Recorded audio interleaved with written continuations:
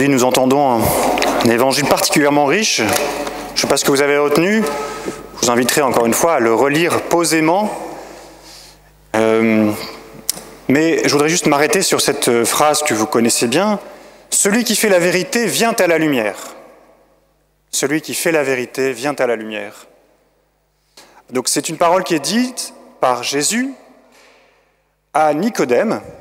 Nicodème, c'est cet homme lettré, en tout cas cet homme juif qui fait partie du groupe des pharisiens, donc des autorités religieuses de l'époque, mais qui est intrigué par la personne de Jésus.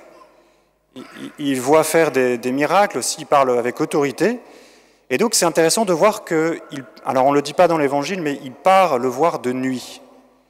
Il part de nuit, et il vient voir pour l'écouter, et pour discuter avec lui.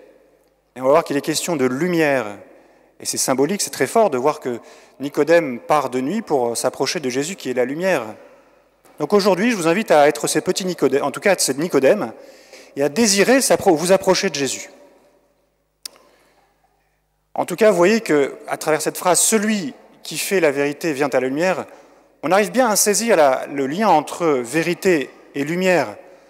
La vérité a quelque chose d'éclairant, a quelque chose de lumineux pour notre intelligence, mais pas seulement aussi pour notre comportement, dans nos émotions aussi, dans notre intérieur. Et d'ailleurs, cette lumière se perçoit par une joie, une paix, c'est quelque chose de lumineux aussi, ces sentiments, ces émotions. Eh bien voilà, tout ça c'est lié. Mais dire cette phrase, celui qui fait la vérité vient à la lumière, c'est admettre que nous ne sommes pas d'abord immédiatement dans la lumière. Et d'autre part, c'est dire que la vérité est quelque chose qui est à réaliser. Il faut le faire. Et que le fait de le faire est un moyen pour atteindre une lumière qui n'est pas directement accessible. Je fais un peu tourner autour du pot, mais on comprend que cette lumière n'est pas accessible parce qu'elle est extérieure. C'est pour ça que Jésus dit la lumière est venue dans le monde. Donc elle n'était pas déjà là, elle est venue. Et cette lumière, on comprend aussi dans l'Évangile qu'elle est liée à la présence du Christ, le Fils de Dieu envoyé par le Père, non pas pour juger le monde, mais pour le sauver. La lumière du Christ est donc vitale. Elle a à voir avec la vie éternelle. Et donc Nicodème s'approche de Jésus. Eh bien nous aussi, approchons-nous de Jésus. Nous allons le faire comme à chaque Eucharistie pour le recevoir dans l'Eucharistie. Nous nous approchons de lui. Avons-nous vraiment conscience qu'il est la lumière ? Voulons-nous nous laisser éclairer ? En tout cas, eh bien, demandons cette grâce. Alors aujourd'hui, voilà, donc nous entendons cette parole et c'est un peu comme faire la vérité, c'est un peu comme se réveiller. Vous savez, quand vous vous réveillez après une bonne nuit de sommeil, c'est encore un peu obscur dans votre chambre, mais vous allumez soit l'interrupteur, vous ouvrez les rideaux, ou quelqu'un les ouvre, et c'est pas immédiatement facile d'ouvrir les yeux. Il faut vous habituer à la lumière. Il y a un peu de cette expérience-là, en fait. Faire la vérité, c'est s'habituer à la lumière qui est là. Le jour est là, vous pouvez passer votre journée à fermer vos yeux, mais voilà, vous ne profiterez pas de la lumière. N'empêche que le jour est là, donc il faut s'habituer à cette lumière. Eh bien, le Christ est la lumière, il est là, cette lumière est là, nous avons à nous habituer. Donc faire la vérité, c'est ça en fait, c'est rentrer dans cette lumière en ouvrant les yeux de notre cœur, de notre vie, en tout cas nous adapter à cette vérité, à cette lumière. Et donc, faire la vérité, ça suppose une première chose, ça suppose de reconnaître, comme je disais tout à l'heure, que nous sommes d'abord dans l'obscurité. Et alors, c'est peut-être pas immédiatement évident, mais en tout cas, ça demande reconnaître, ça demande d'exercer un jugement. Donc, ça demande un travail de la conscience. Vous savez que la conscience, c'est ce lieu en vous où vous êtes votre propre juge. Vous pouvez juger de ce qui est bon, de ce qui est mal, par vous-même. Donc vous pouvez exercer cet exercice de la conscience. Et bien par ce travail, vous pouvez en tout cas, vous êtes invités à rentrer dans la réalité de votre personne, à accepter et accéder à la réalité de votre personne. À voir vos grandes richesses et à les accepter. Hein. C'est peut-être pas toujours facile. On dit, oh non, on me dit que j'ai tel talent, oh non, j'y crois pas trop. Mais non, vous avez vraiment ces talents-là, vous avez ces richesses-là. Vous les avez, elles sont bien à vous. En tout cas, c'est des dons à reconnaître, hein, mais vous les avez.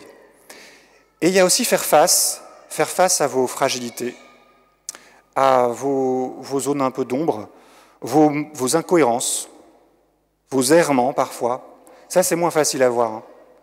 C'est moins facile à faire face. Et pourtant, c'est un vrai travail de vérité, faire la vérité sur vous-même. Donc ce sera un travail de votre conscience, donc c'est ce qu'on appelle aussi faire l'examen de conscience quand vous allez vous confesser. C'est un travail nécessaire pour faire l'état des lieux intérieurs et vous livrer devant Dieu avec ce que vous avez perçu en vous de ce qui est lumineux, de ce qui ne l'est pas, et demander la lumière. Alors, donc ça, c'est donc faire un travail sur vous-même, mais bien souvent, nous avons besoin aussi de recevoir un jugement, en tout cas, une remarque d'autres personnes. Et bien, vous avez peut-être fait cette expérience d'être corrigé, d'être parfois reproché sur tel ou tel point. C'est jamais facile hein, d'entendre ça, hein. On est d'accord, hein. On n'est jamais à l'aise quand on entend tel ou tel reproche ou telle correction, d'autant plus qu'on sait qu'on perçoit qu'elle est vraie. Hein. Et pourtant, c'est pas facile. Pourquoi ? Eh bien, parce que même si la personne le fait avec charité, hein, et c'est très bien si elle le fait, et si elle le fait pas, elle manque elle manque, enfin en tout cas elle ne devrait pas le faire. Si elle le fait avec charité, parfois on a un doute sur sa bienveillance. Bon, ça c'est une chose, mais surtout, en fait, recevoir des reproches ou des remarques, ça vient froisser comme un idéal qu'on s'est posé, qu'on s'est donné, et qui est comme contredit par la réalité qui nous est mis qu'un peu en face. Donc ça, on n'aime pas. Et pourtant, vous voyez, une personne a posé un jugement pour mon bien, hein, pour votre bien, en tout cas, si c'est fait avec charité, elle fait bien, la personne fait bien de le dire. Et elle le fait pour mon bien, et donc elle pose un jugement sur un acte. C'est bien de le faire sur des actes, pas sur la personne, c'est toujours plus délicat. Mais sur des actes, elle peut poser un jugement. Donc nous sommes quelque part jugés positivement. Mais la difficulté, c'est d'accepter ce jugement. Donc c'est un éclairage. Et vous voyez que eh bien, Jésus agit comme ça aussi. Vous avez entendu qu'il est question de jugement justement dans l'Évangile. Le jugement, il est là, je relis. Le voici, la lumière est venue dans le monde, et les hommes ont préféré les ténèbres à la lumière, parce que leurs œuvres étaient mauvaises. Bon, donc là, on comprend que la lumière se distingue des ténèbres, mais c'est Jésus qui est la lumière. Et donc, sa présence, le fait d'être là, ses paroles, ses gestes, sont une révélation. Et en fait, ceci est un jugement. Sa présence est un jugement. Sa révélation est un jugement pour nous en ce qui nous éclaire sur nous-mêmes. Il vient nous aider à faire la vérité sur nous. Et il s'agit d'accueillir cette lumière. Et nous avons normalement intérêt à le faire parce que Jésus est ce bon juge qui sait ce qui est bon pour nous et qui veut notre bien. Et nous comprenons, à travers ce texte, c'est certainement l'un des textes les plus explicites sur le sens du jugement de Dieu, qui est extrêmement positif. Nous comprenons que le jugement de Dieu est un jugement de salut. En aucun cas, c'est une condamnation. Dieu ne condamne pas. Ça, c'est le mauvais esprit qui condamne. Si nous pensons que nous sommes condamnés par Dieu, c'est une inspiration du mauvais esprit. Dieu ne condamne pas. Il nous juge pour notre salut. Il pose des paroles et sa présence, une lumière, pour nous montrer ce pourquoi on est fait. Pour nous dire, voilà, c'est ça, en fait, c'est la vie éternelle, il faut que tu la choisisses. Hein. Mais moi, je le veux pour toi. Donc ce jugement sera toujours positif. Il est unique pour Dieu, il est pour notre salut. Nous avons à le croire, hein, ce n'est pas toujours facile. Mais il est vraiment là. Et certainement, cet évangile et ce texte qui nous montre de manière très explicite le sens de ce jugement de Dieu. Alors donc, faire la vérité, ça suppose de reconnaître que nous sommes dans l'obscurité, que nous avons besoin d'être éclairés, donc d'accueillir un jugement extérieur qui peut passer par d'autres personnes, mais surtout par le Christ. Et donc, deuxièmement, faire la vérité, eh bien, c'est accepter de dépendre du jugement de Dieu, qui est ce don du salut dont on ne peut pas se donner, que l'on ne peut pas se donner soi-même. Et donc, c'est ça, croire en Christ, croire en Jésus-Christ, c'est accepter d'être jugé par Dieu positivement. C'est reconnaître que nous dépendons de quelqu'un qui ne peut pas, qui nous donnera quelque chose qu'on ne peut pas se donner soi-même. Vous voyez, croire en Dieu, c'est un peu s'abandonner. Hein. Ça demande de faire confiance, évidemment, et c'est là que nous sommes sauvés. Parce que la lumière de Jésus, elle est toute nouvelle. Elle est extrêmement nouvelle, il faut bien retenir qu'il y a une nouveauté.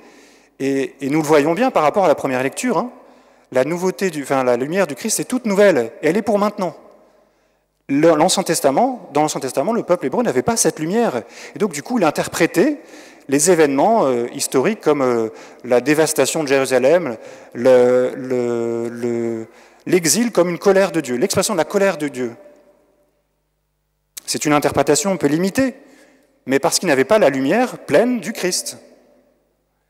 Et du coup, il voyait aussi positivement le retour à Jérusalem comme un acte de miséricorde de Dieu, donc c'est vrai aussi, mais en fait, le roi Cyrus, dont il est question dans le premier texte, dans la première lecture, c'est le roi perse qui a déboulonné l'empire babylonien et qui a dit à tous les peuples à l'époque « Revenez chez vous ». C'est une décision politique. Le peuple hébreu l'a interprété comme l'acte, enfin en tout cas l'intervention de Dieu, qui passe par cet homme. Probablement, Dieu est conducteur de l'histoire, mais il est passé par des personnes qui ont agi librement. Hein. En tout cas, le peuple hébreu, interprète ces événements à la lumière de ce qu'il a compris de sa relation avec Dieu. Mais ce qui est beau à voir, c'est qu'il continue d'avoir confiance en lui, en Dieu.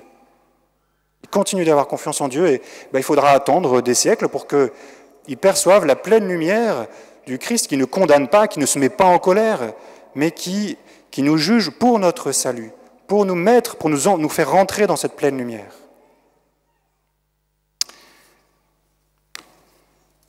Et donc, c'est Jésus qui nous révèle que le jugement de Dieu est égal à la miséricorde. C'est égal à la miséricorde. Le jugement de Dieu est miséricorde. Et donc, en fait, la lumière de Dieu est intimement liée à l'amour. Vous voyez, ce qui est lumineux, c'est de se percevoir aimé, profondément aimé, et entrer dans cet amour pour que nous-mêmes nous y participions. Ça, c'est la lumière de Dieu, à laquelle Jésus nous invite. J'en finis en vous invitant à accueillir peut-être toutes ces contrariétés qui peuvent nous arriver plus ou moins quotidiennement, quand nous entendons des remarques contrariantes, peut-être sur nous-mêmes. Et d'autant plus qu'elles sont vraies, je vous invite à les choisir comme des marches pour avancer vers la vérité.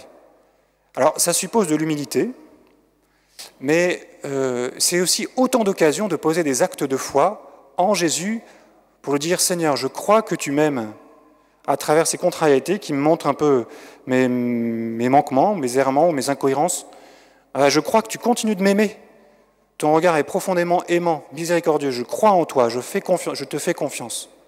Vous pouvez reprendre aussi l'antienne que nous avons entendue dans le psaume. En toi, Seigneur, j'ai mis mon espérance. Libère-moi, sauve-moi. Seigneur, sois mon soutien. Vraiment, prenez-le. Alors, peut-être que vous vivez aussi des situations qui sont douloureuses à vivre et dont vous n'êtes pas responsable. Je pense à des maladies qui arrivent subitement en étant encore jeune. Et on comprend, mais Seigneur, pourquoi tu fais ça? Pourquoi ça m'arrive? Ou alors à des décès de personnes proches. Ce sont des épreuves douloureuses et on dit, mais pourquoi? On ne comprend pas toujours. La souffrance exige un sens qui n'est pas immédiat, c'est vrai. Hein. Et on a l'impression que Dieu se venge sur nous, se met en colère et on est révolté contre lui. eh bien, demandons cette grâce de la confiance. Nous ne comprenons pas tout, mais nous avons encore cette liberté de choisir la confiance, comme ce peuple hébreu, qui n'avait pas toute la lumière de Dieu, mais qui a fait confiance, qui s'est appuyé sur cette alliance qui était toujours là. Et aujourd'hui, malgré tout, nous avons ce privilège immense d'avoir la lumière du Christ accessible. Et donc, ce que le peuple hébreu ne pouvait pas faire, nous pouvons le faire, poser un acte de foi en Jésus-Christ qui est la lumière parfaite de Dieu. Seigneur, je crois que tu es la lumière, viens m'éclairer, s'il te plaît, dans cette obscurité. Je te fais confiance. Eh bien, nous demandons cette grâce dans cette Eucharistie pour nous-mêmes, pour rentrer dans cette vérité, pour avancer vers la lumière qui nous est donnée, et pour les autres aussi qui nous entourent, ceux qui ont besoin de cette lumière. Nous pouvons aussi être ce soutien, ces paroles, cette présence, ces gestes que nous pouvons apporter et qui aident des personnes à avancer vers cette lumière. Demandons au Seigneur de nous éclairer par son esprit. Amen.